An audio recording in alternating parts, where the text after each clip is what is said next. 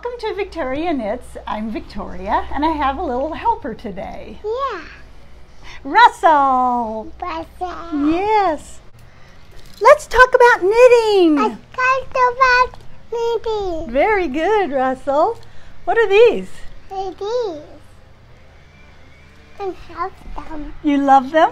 Yeah. Are they socks that Grandma made? Yeah. You think they're pretty? Did I do a good job? Yeah. Thank you. And have them. You want to have them? Yeah. Yeah, you can hold them. These are my House Targaryen socks. Okay. Free pattern on Ravelry. This is mine. And I love them. You love them? What color are they? Pink. Pink and Green. green. And what color is this? Yellow. Yellow. Do you like the pattern? I get the pattern. Do you? I like it too. I think it's very pretty. My Thank you. socks. Good job. Thank you, Russell. Whose blanket's this, Russell? This is mine. That's your blanket, huh? That's my blanket. That's a nice blanket. Oh no. You're okay. There. You're okay. Here we go. Okay? I got hit a shot. Huh? I got hit a shot. Yeah. Watch. I got hit a Okay. shot. Oh, you're going to hit a shot. Good job. You taking a shot with Grandma's sock? Are you playing golf? I played golf. This is one of the blankets I picked up at a secondhand store. Thanks. And Store? Russell decided this would be for him. Yeah. Yeah. I'm hitting the shot. I'm golfing. You're golfing with Grandma's sock blocker. I love it. Good job. On a ball. I'm hitting the ball. You're hitting the ball. And here's the second blanket I bought at the secondhand store. This one, we decided, who's this for? Who gets this blanket? I'm knitting. Yeah, it's knitting, isn't it? I'm hitting the shot. Okay. I'm hitting. Whose blanket is this? It's Nico's blanket. It's Nico's blanket. I got hit the shot. You're going to have a baby brother pretty soon, huh? I got hit a shot. You going to take a shot? I gotta take a shot. Good job, I'm Russell. gonna take a shot. And what do you have for advice when you can't get something right the first time? Well, Do you try again? I'm gonna try again. I'm gonna hit in the hole. Okay, you're going to get it in the hole?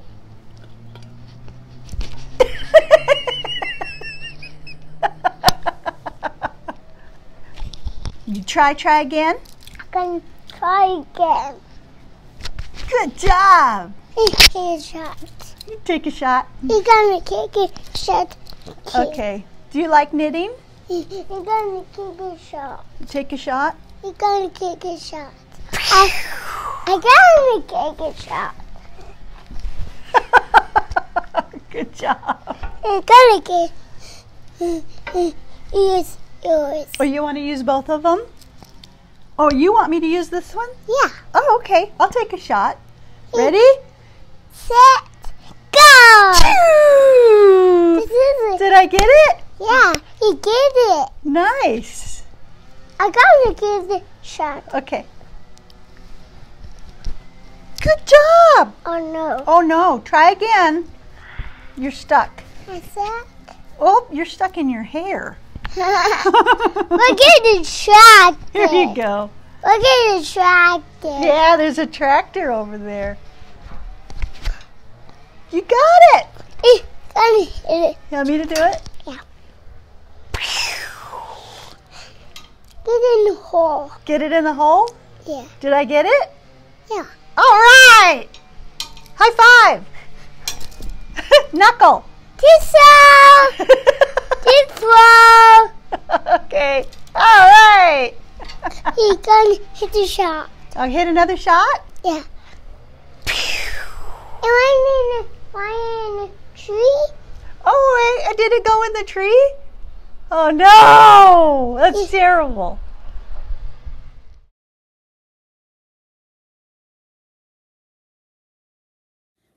Ready? Take your shot. Woo!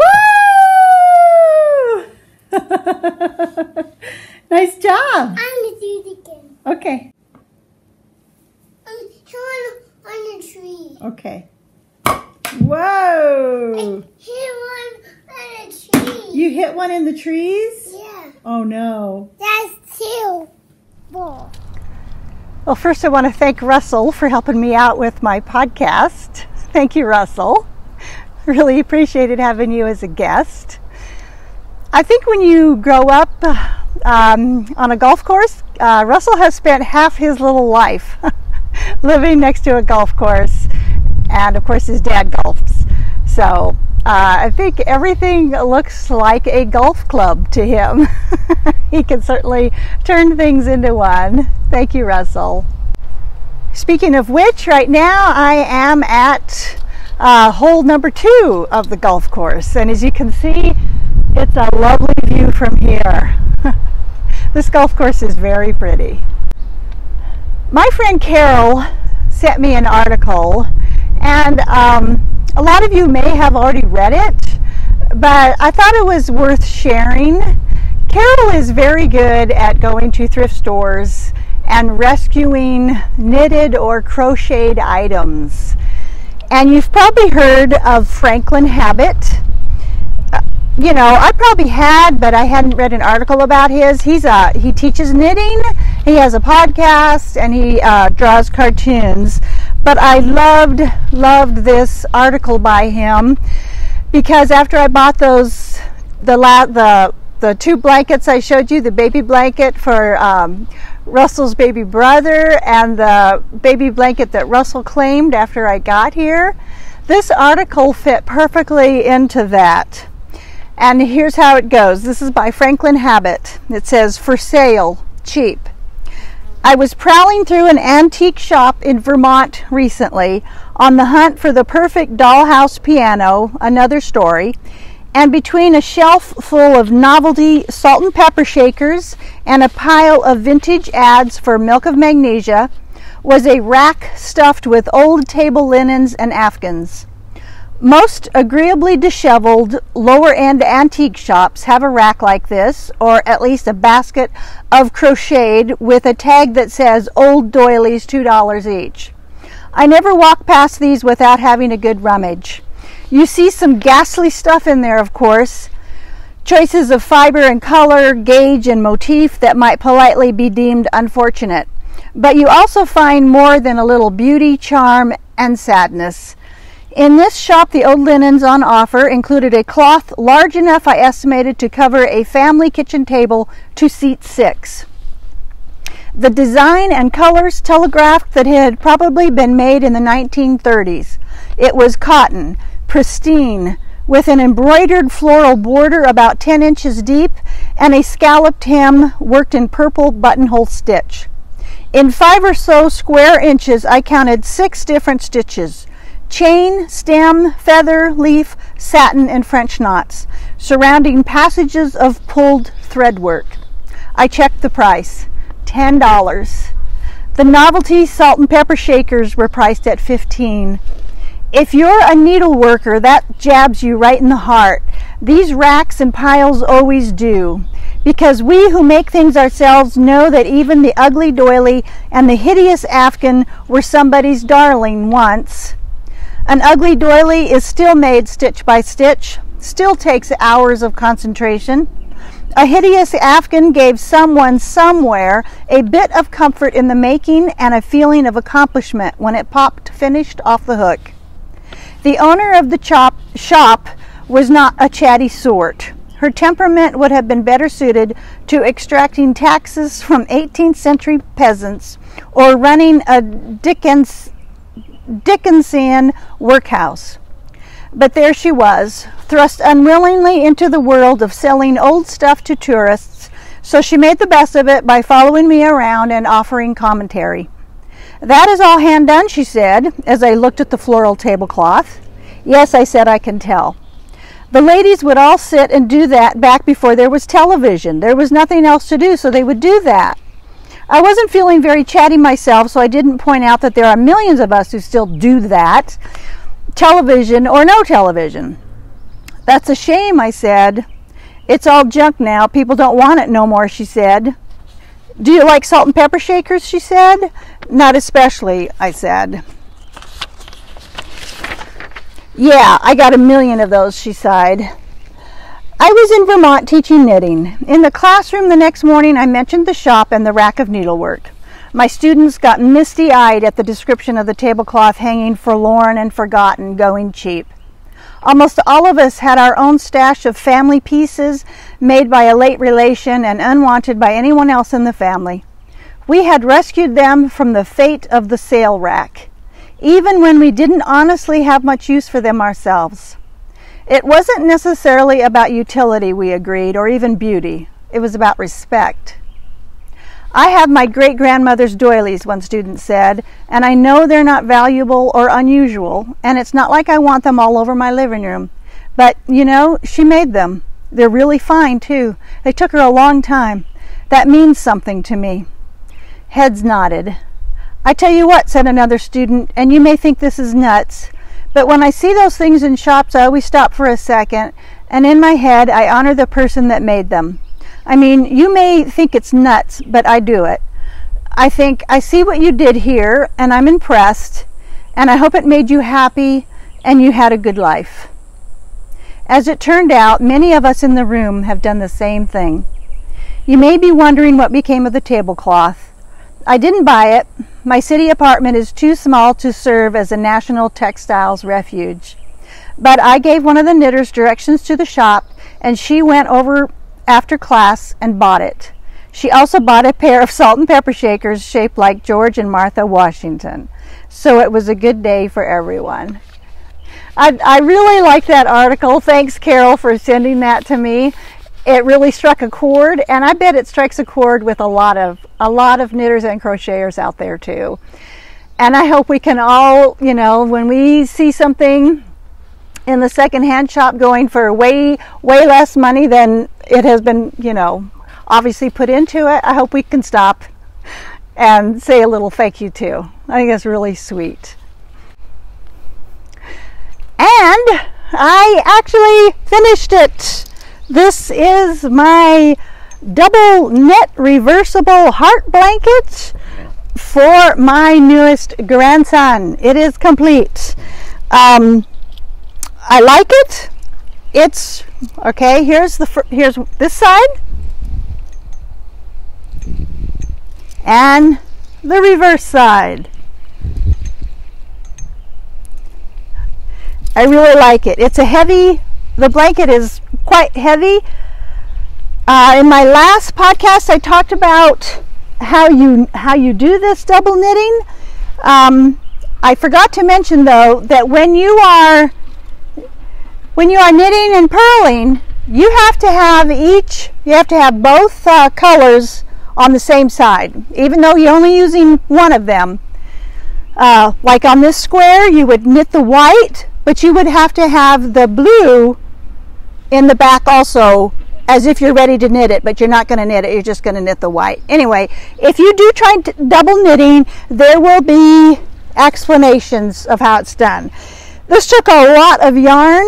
I started off with a pound of this Caron cream color and I ran out, and at the top I had to finish it off the last few rows with some blue because that's all I had with me, because I'm up here at Priest Lake waiting for my next grandson, and I'm really hoping that I will be able to insert a picture in here of him on his new blanket.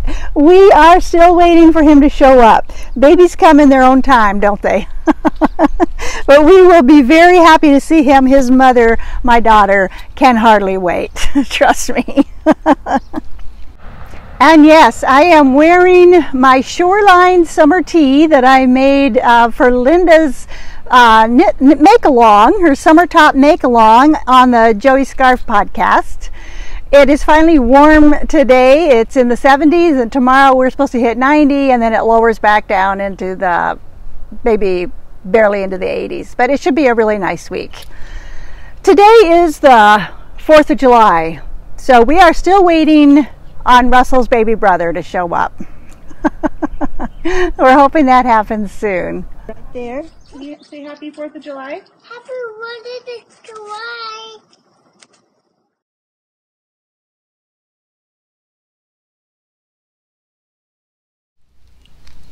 Hi. I am at hole 7 of the Priest Lake Golf Course. It's a very pretty hole. It's a lovely course. It is 6:30 a.m. I got up early so I could beat the mowers. And today is July 14th. No, we have not seen the baby. He has not made his appearance. My daughter is 9 days overdue now. If she makes it to the end of today, that's day 9 of being overdue. For those of you who have had overdue babies, I'm sure you can sympathize with what she's going through. But I have found that when I'm playing the waiting game, I do find a lot of time to knit. And I finished my flax light sweater. This is my 3rd flax light sweater. I love this one also. I made this one in the size large. The last 2 I made medium/large. This one worked out okay too. I was hoping that it would leave me some room to maybe put a turtleneck under it. And it definitely will. It's a comfy sweater. I like it. I love the colors. The top color is Pink Lemonade by Big Sky Yarn Co. The next color is Neon Blast by Afronin, and that's followed by Pinched by Hannah Made It, and then Summer Storm by Polka Dot Sheep.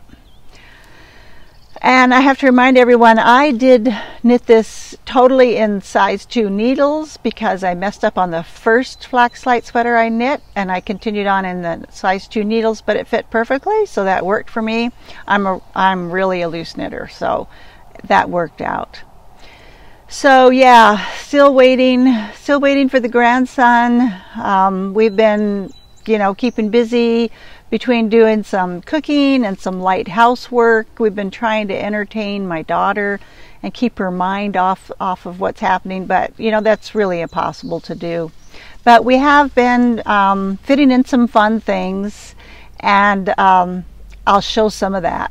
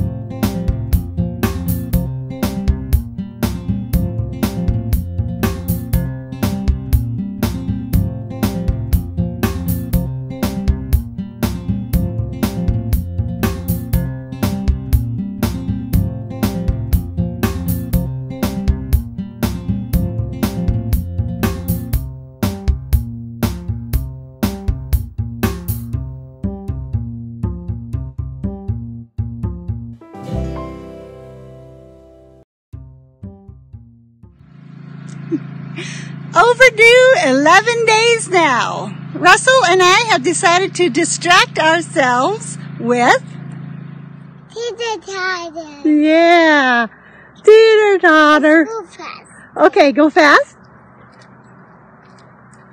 Ah! Well, that was fun. And now I'm going to try to entertain you with some pictures of the beautiful wildflowers I've been seeing here. And I've tried to label them correctly, but don't quote me. I've done the best I can.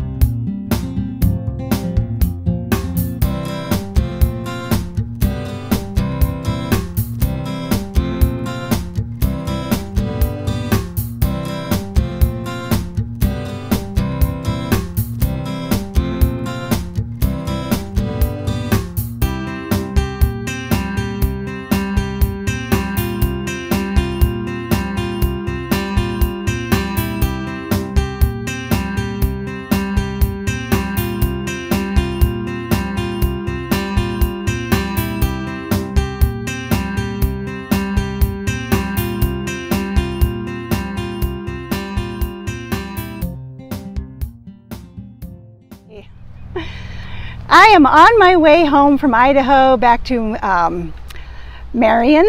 I'm in Montana already. I'm in the town of Noxon, Montana. And as you can see behind me, you can see the bridge across the Clark Fork River.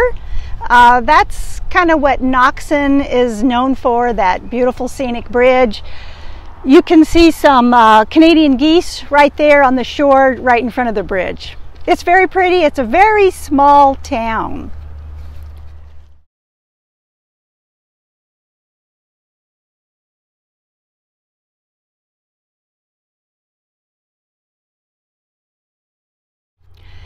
And the reason I wanted to stop in Noxon, I have never been here before. Just want you to know. On my many trips back from northern Idaho, I have shown you the Clark Fork River, and that is what you're seeing behind me, just a different perspective of it. I have shown Lake Ponderay before, and I have shown the Cabinet Mountains. So I wanted to do something a little different, and Noxon is just a little bit out of the way, but it's a cute little town. It's very small. I was hoping... What?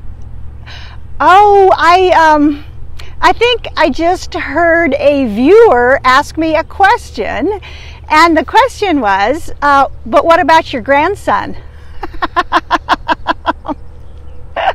Yes, my grandson has been born. He was 12 days late.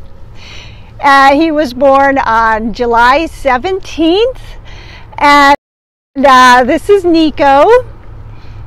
He was 8 pounds, 12 ounces, and 22 inches long. And his older brother, Russell, is thrilled with him. He wants to help out with, Russell wants to help out with the diaper changes and hold Nico all the time and give Nico kisses. It's been a lot of fun to watch because, you know, you're never sure how the older siblings are going to behave towards a younger one, but Russell has been great, and Nico's doing very well. He's adorable, and I can't wait to watch him grow up a little bit. So back to some info on the little town of Noxon. I found this really interesting because during the Great Depression, and I got this article offline from the Missoulian newspaper. During the Great Depression, Agnes K. Getty got a job here in Noxon as a school teacher, but when she left, she wrote a book, and it was called Blue Gold, A Romance of the Rockies.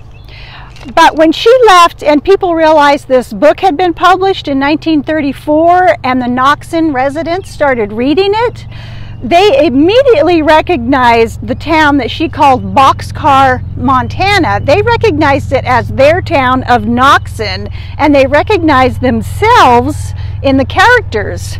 And some of the residents of Noxon were mortified. I don't get why they were mortified either, but they certainly were, because her book was not risque or anything. They quote Bob Clusen of Noxon. He says, "My great aunt got rid of every one of those books she could lay her hands on. I'm sure she was one of the best buyers of the book because she got rid of quite a few." They burned copies of that book 76 years ago, and then they decided to reprint it as a fundraiser for the Historical Society. So this was 8 years ago in 2010. They sold the books for $25 each. In the 1930s, it sold for $2.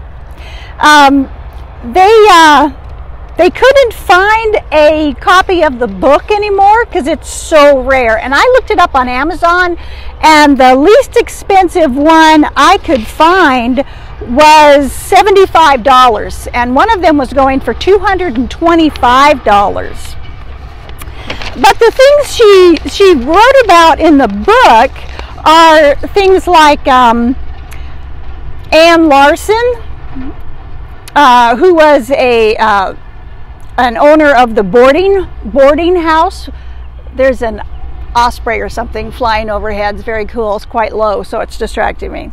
So she was the owner of the boarding house where Agnes Getty lived, and she said that there was nothing really bad that Agnes wrote about her, but it says her lipstick didn't match her dress, and she drove a dusty car.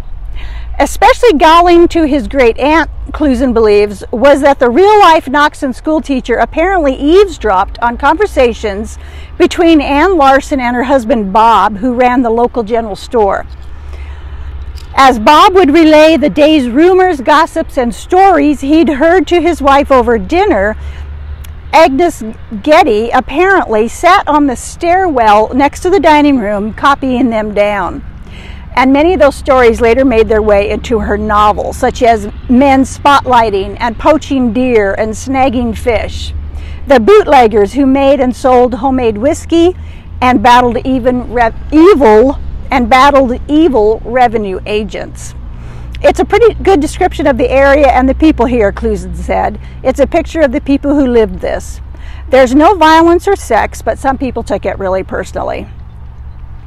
So I thought that was really interesting. They had no copies left, so Clusen took the original book that he owned, that he found at a garage sale, and it was taken apart by the publisher and scanned page by page. They also added 10 more pages of old photographs of the real people and places of the 30s, including one of Getty.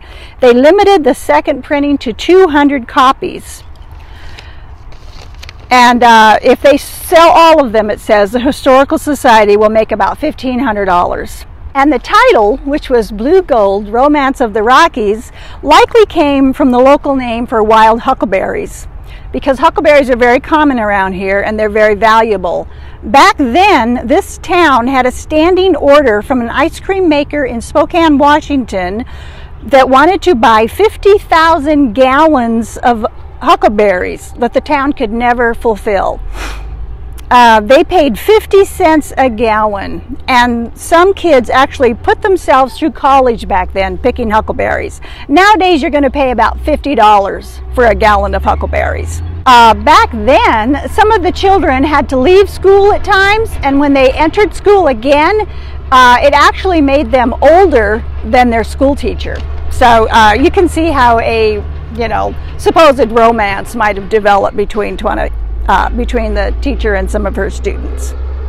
But I thought that was a really interesting little side note about the town of Noxon, and quite interesting. It's very picturesque here. They're surrounded by mountains, and as you can see, the beautiful Clark Fork River runs right along town. It's very pretty. They also have right nearby, and I'll insert some pictures, this really nice little park that includes some statues and information about the Native Americans that used to live here, and I enjoyed seeing that too.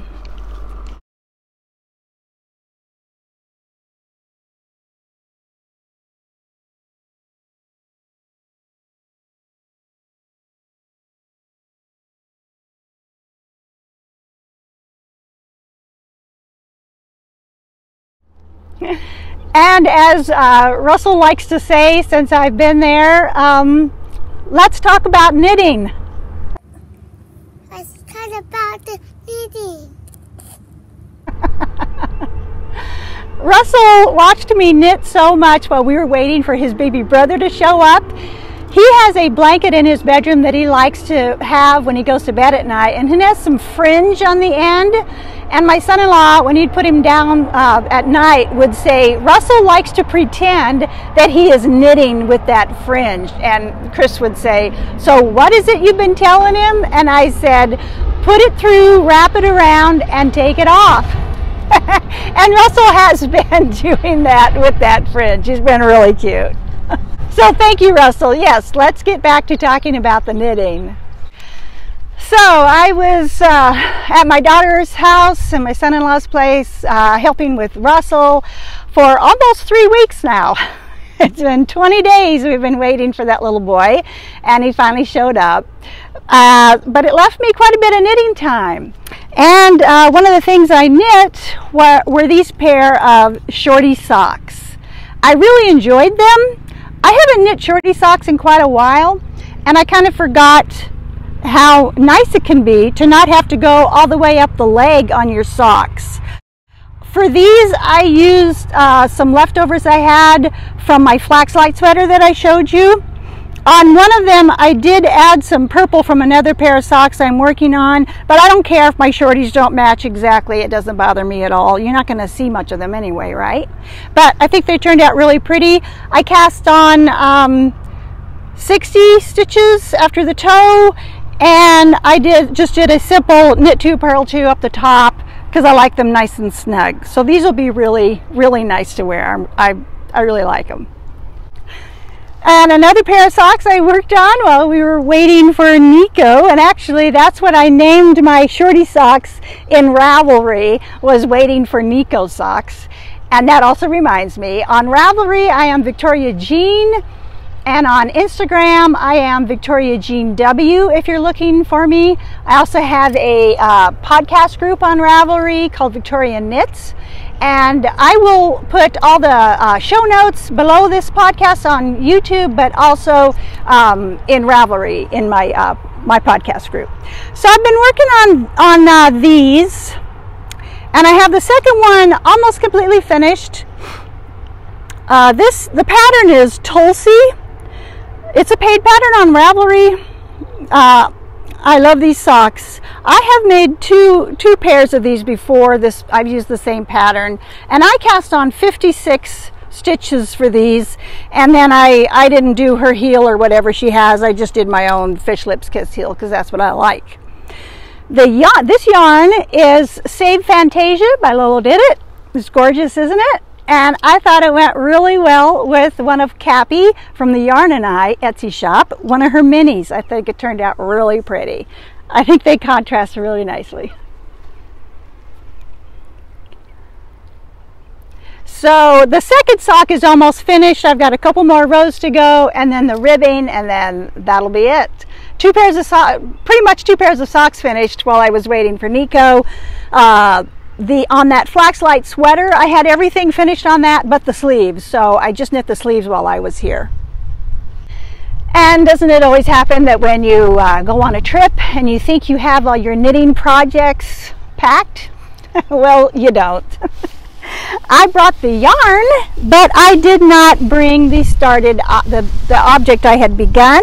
This is the yarn. It's really pretty, and if you notice in my previous podcast, you'll remember Pirio, who made an appearance. Pirio gifted me this yarn because she didn't especially like these colors, but I really did. This is Knit Picks Gloss, And this is pumpkin and parsley, and you can guess which is which. But I have started the Affettos, I think that's how you pronounce it, Affettos shawl by Cartouche Knits. It's a free pattern on Ravelry, and I am hoping to get back to that when I get home, and I will be able to show that to you too. And back in episode 18, that was an episode that was I filmed during the winter, and I showed our trip to town, to Kalispell, where we do most of our shopping. And I showed what our trip to town looked like, and I thought it might be interesting for everybody to see what our trip to town looks like now. So here it is.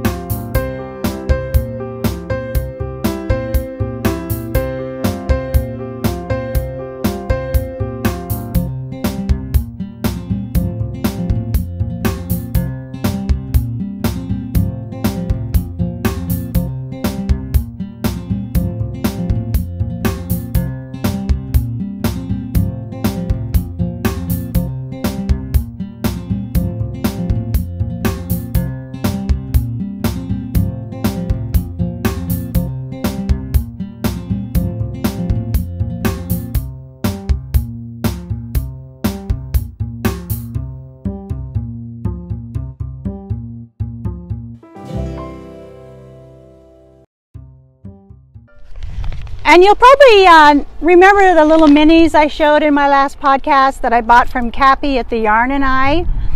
There are 2 more, but my daughter helped me put just these 4 together because my daughter is too sweet, and she bought me a gift certificate at the yarn shop, at the Something Old Something New yarn shop in Sandpoint. And so I stopped there on my way here to Noxon, and I bought this yarn to go with this set of minis. Isn't that going to be pretty? I just love this combo. I think it's going to be really nice. This yarn is called Kramer Sterling Silk and Silver, and it's from Nazareth, Pennsylvania. It is 63% superwash merino and 20% silk, 15% nylon, 2% silver poly, so it has some sparkle to it. I am going to make, Linda at Joey's Scarf Podcast has inspired me to try another summer top. And so I picked out the pattern. Oh yeah, you know what happens when you're at somebody's house and you hear children crying during the night and you can't really comfort them because they want their mom and dad. So sometimes I would get up and help make a bottle or something and assist with that a little bit. But I would wake up in the night and start looking at Instagram, of course, and then I would see a pattern half off and I would say, well, yeah, I need that. And so I would buy it at 2 in the morning. So anyway, I'll insert the pattern that I bought.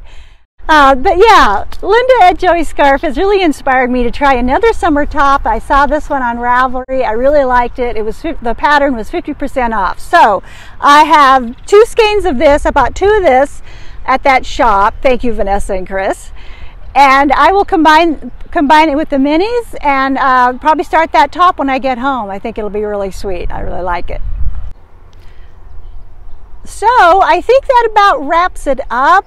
I have a little off the porch segment. I'll show you some wildflowers that were blooming on our property before I left. And just before I left, the baby fawns finally started showing up.